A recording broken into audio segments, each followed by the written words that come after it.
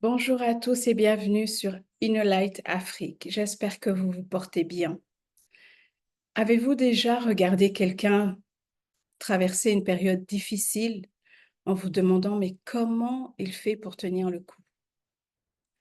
Pendant ce temps, vous avez l'impression que la moindre difficulté que vous traversez vous épuise.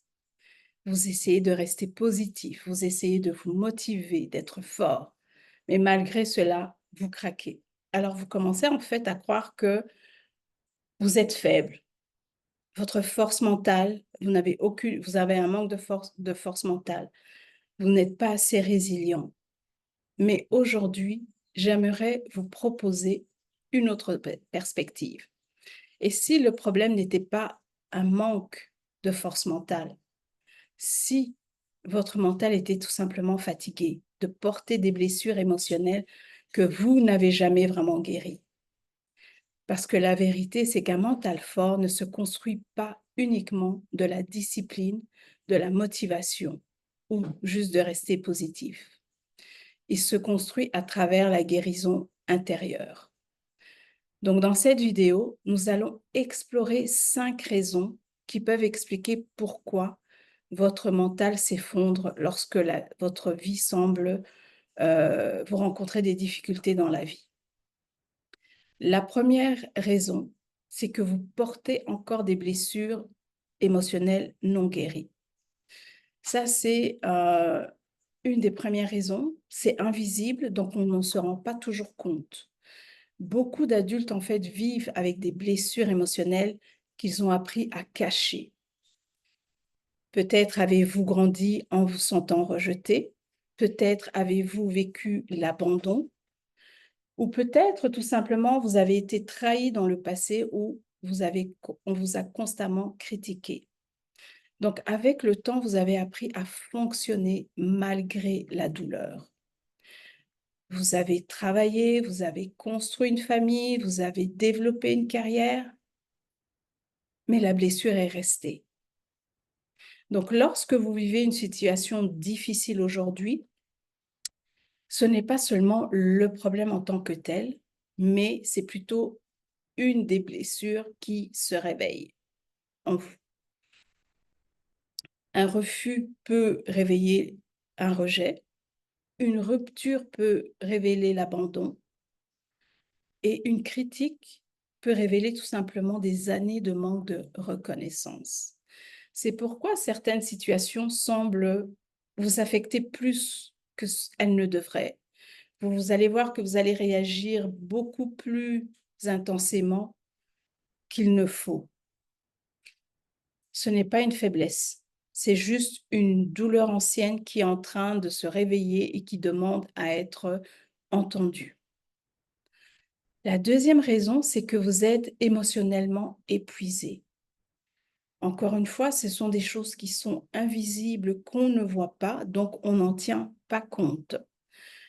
Ce sont des années où des personnes ont eu des choses à porter. Ils ont eu la famille, ils ont eu les amis, aider les amis, les collègues, mais elles n'ont jamais appris à prendre soin d'elles-mêmes, à faire des pauses, à se poser des questions. Donc du coup, il y a une accumulation de stress, des déceptions, de frustration.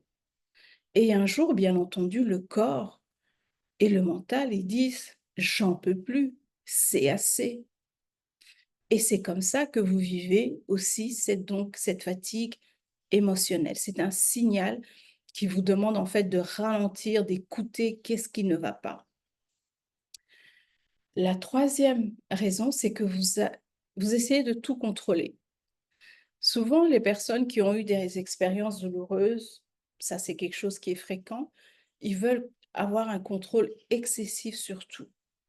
Ils veulent tout prévoir, que ce soit ils veulent prévenir s'il doit y avoir un danger, s'il doit y avoir quelque chose.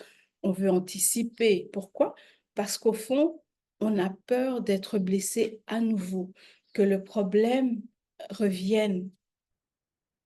C'est ça aussi. Mais vous ne pouvez pas tout contrôler. Vous ne pouvez pas contrôler les décisions des autres. Vous ne pouvez pas contrôler les changements qu'il peut y avoir ou même toutes les circonstances de la vie. Donc, Malgré que vous essayez de contrôler les choses, imaginez un peu, vous essayez de contrôler tout. Ça épuise, ça fatigue. Et c'est ça qui vous épuise. Donc, c'est pas, vous devez apprendre à distinguer ce qui peut vous influencer et ce que vous devez accepter. Donc, contrôler tout, ça ne vaut pas la peine. La quatrième raison, c'est que vous parlez comme si vous étiez un ennemi. Imaginez, par exemple, vous avez un ami qui traverse des difficultés. Bien souvent, vous allez dire, OK, écoute, tu fais de ton mieux, tu sais, tu vas t'en sortir, je crois en toi, vous allez l'encourager. Mais quand il s'agit de vous, oh là là là là. Et on a tendance à le faire, c'est vraiment dire, ah, tu es nul, tu devrais être plus fort, tu n'y arriveras jamais. On se critique constamment. Et c'est quelque chose que vous devez apprendre à éviter. Parce que cette voix qui intérieure, elle est en train de vous détruire, elle détruit votre confiance en vous. Donc, la force mentale ne grandit pas dans un environnement où il y a beaucoup de violence intérieure, où vous vous critiquez tout le temps. Elle grandit tout simplement si vous avez de la compassion, vous avez de la patience et surtout du respect envers vous-même. Donc, avoir de la bienveillance envers soi-même, c'est aussi s'abandonner, accepter.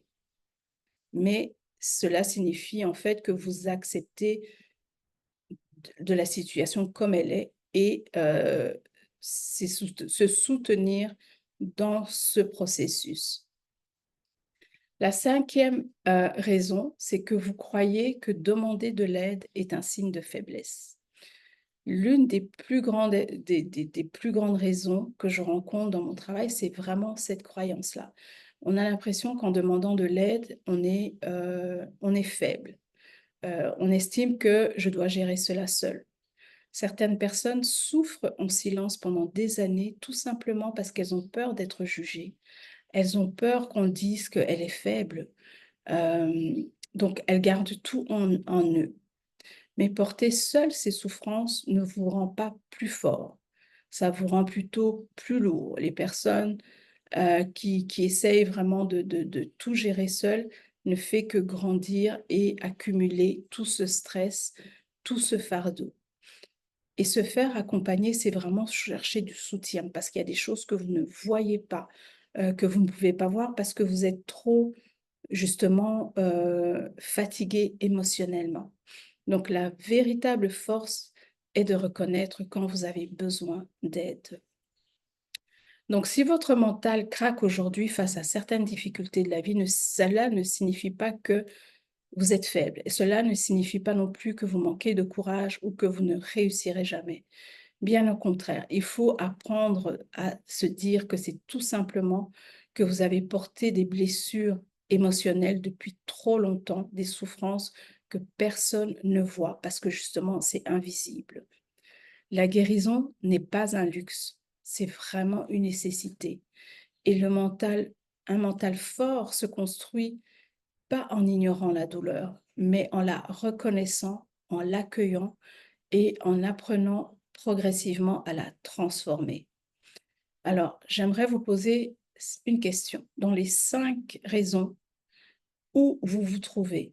Où pensez-vous que ça résonne avec votre expérience?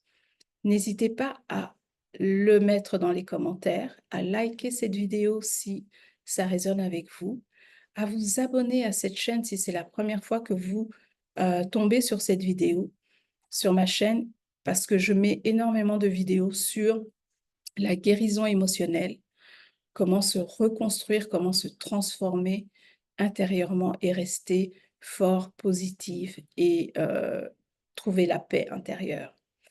J'espère que cette vidéo vous aura parlé. En attendant la prochaine, je vous dis à très bientôt.